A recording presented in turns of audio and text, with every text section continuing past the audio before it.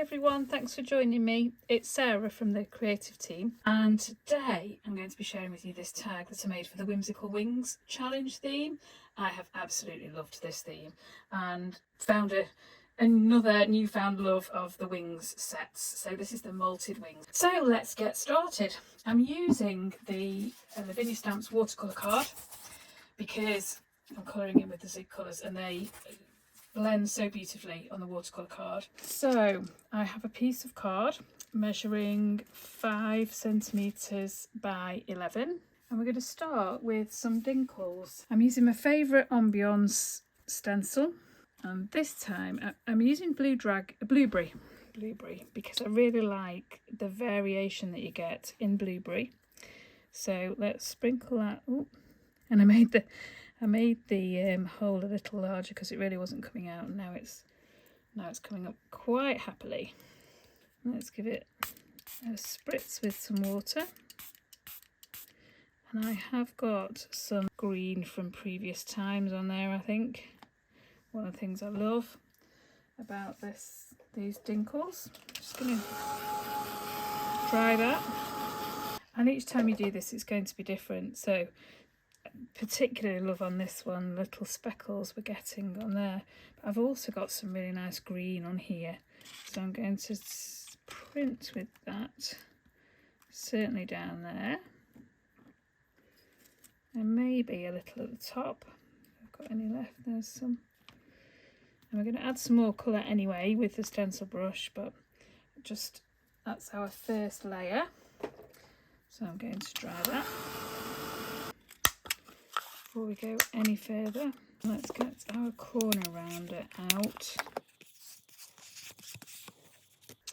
and I think we'll do some stencil brushing. So I'm using Della Blue, another of my favourites, lots of favourites today, and my blue stencil brush. Interestingly, at the last extravaganza, I'd not really noticed before, but I was sharing, I was appropriating Jo Rice's stencil brushes as I'd muscled in on the challenge, and realised she has the next set up, and we were talking about it. Mona's the same, but they do bigger pieces than I do, so that generally works for them, whereas I mostly have this size. I've got a few little ones and one big one. So I just thought that was interesting. It's, you don't have to have every size, it depends what works for you. So let's get some of this blue edged round. And if you want to put some in the middle, you can do.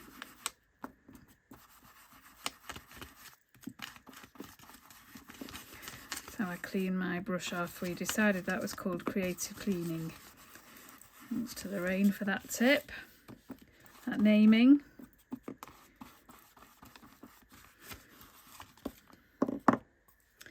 This one's going to be a bit lighter than this. I got quite a bit of green off my stencil when I printed that one.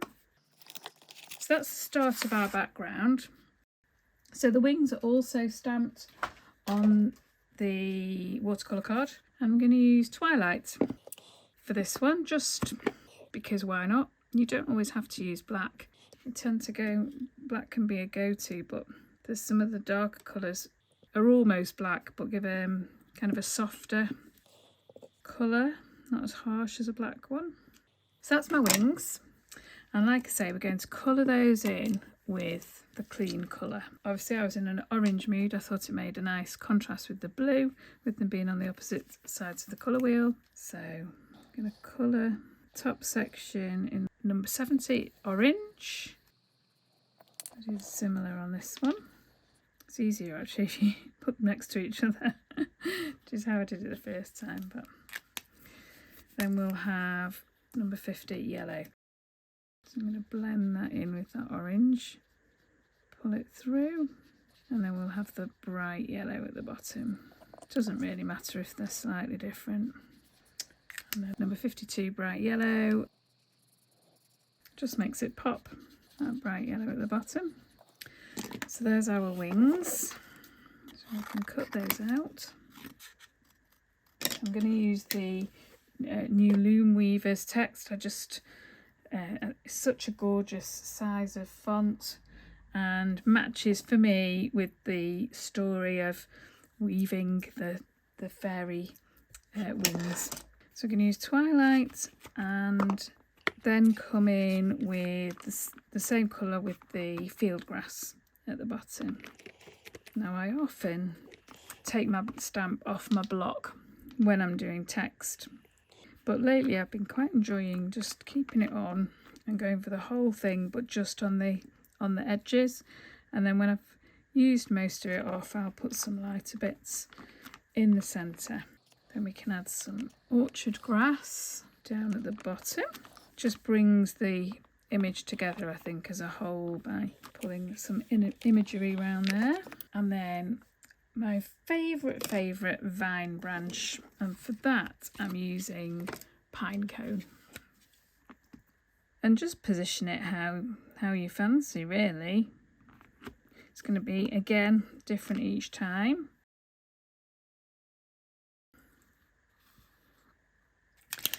I'm using the glitter green to colour my leaves.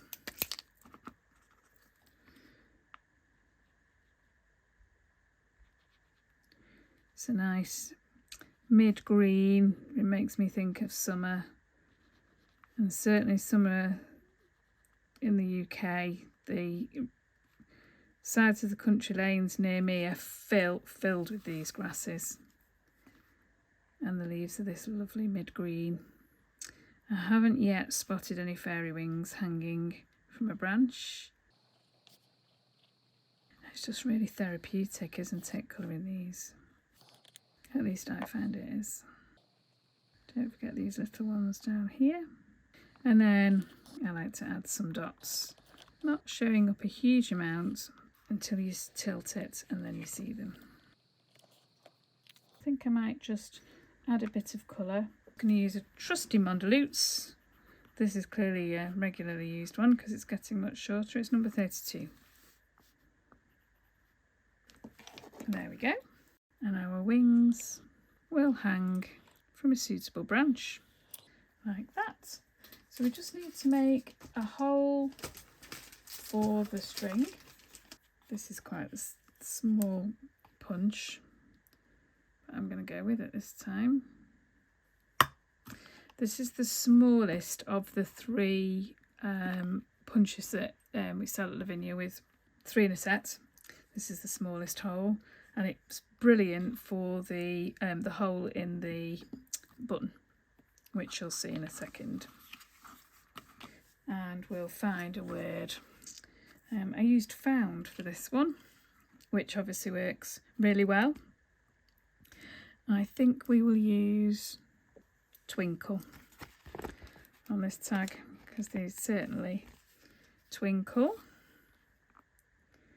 And pop that little word there. Now to glue these down, I gave them a bit of shape. They'll take shape moulding just with your fingers. So you saw I'm kind of keeping my finger down here, kind of folding it round. To keep some of that shape, I'm using some of these foam squares and bippity boppity glue. So we'll get our first one down, pop some of these squares on the back, and I'm just going to put them at the bottom edge because this end is going to stick close to the card. So think carefully about your positioning before you put them down. So I've got a bit of bippity boppity glue on there, and I'm going to go with it hanging from this twig here. So I'm going to just press down on that glue just to keep it there, and then we'll go with this one and we'll hang it like this.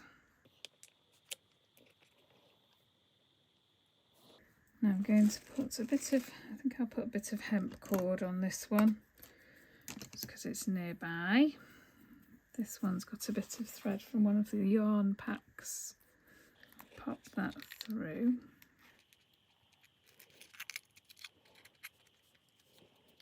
There's our thread, and it's coming to it can be a bit blobby, and so for security purposes and evenness of what I'm doing, I'm going to brush it on. And as a good student of Joe Rice, I have an old Wink of Stella, so I can use that brush to cover that wing. I just love the sparkle. And we'll do the wing underneath. Now it will pick up because it's a wet medium. You can see it's going yellow. That's because it's picking up some of that colour from underneath. But that's okay. Extra sparkly. Then I'm going to add my new favourite way of adding gold, because, and you can see how well used these are already. So wet my paintbrush, and I think I'm going to might go with the red gold on this one. I used the yellow gold on this sample. This is a warmer gold. I've got quite a sparkly matte now because I've been splatting gold everywhere, but I thought this would just pull through the darker orange on this one, and just to show you the difference, really, the effects you can get. So I'm going to pop that to one side to dry whilst we make that button. Now I've had my shrink plastic a good while and have been intending to use it for a good while, and now is the time. Emma Jo will be very proud of me. I will have to message her and let her know. I've just chopped off a small amount, and we will get my little button stamp. So this is one of the minis, and we have to use archival. So we've had quite a few conversations around ink recently. Archival ink, so your versifying ink, is brilliant for all your stamping, because it has to be on a porous surface like paper, card, etc. It won't dry, as you might well have discovered, it won't dry on acetate or shrink plastic or the washi sheets. For those you need archival ink, which will dry. It will dry on wood, it will dry on all sorts of things. So it's one of the... So let's stamp that button. Now I decided not to colour it in. I quite like a clear button, and I thought, if you're a fairy and you need to attach your wings with a button, you wouldn't want to see it, would you? So that's why we're going with a clear button. But if you want to colour yours in, you can do. You could use your pastel pencils or your pan pastels or your Mondeluz. So there's my button, and as I was saying, this punch is a great size for those holes. Now again, the paper helps here because I can see where the dot is more easily. Not that it really matters, because it's going to be super tiny, and you don't have to have the holes in. It's quite up to you. I've got the holes in there for authenticity purposes. Okay, and now we're ready to shrink. I've got my heat gun. I'm going to hold it down with the knife.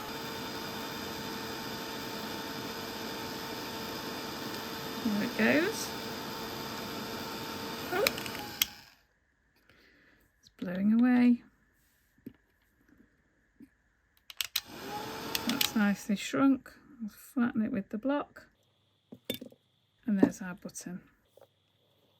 And you can choose which way around, whether you want it on the matte side, I'm really sorry that's so tiny, or the shiny side. I like the shiny one. I just added this with a bit of Bippity Boppity. Pop that on the wings. And there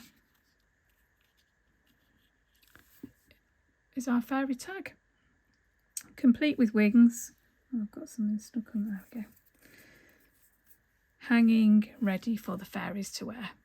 Thanks so much for joining me. I'd love to see your makes.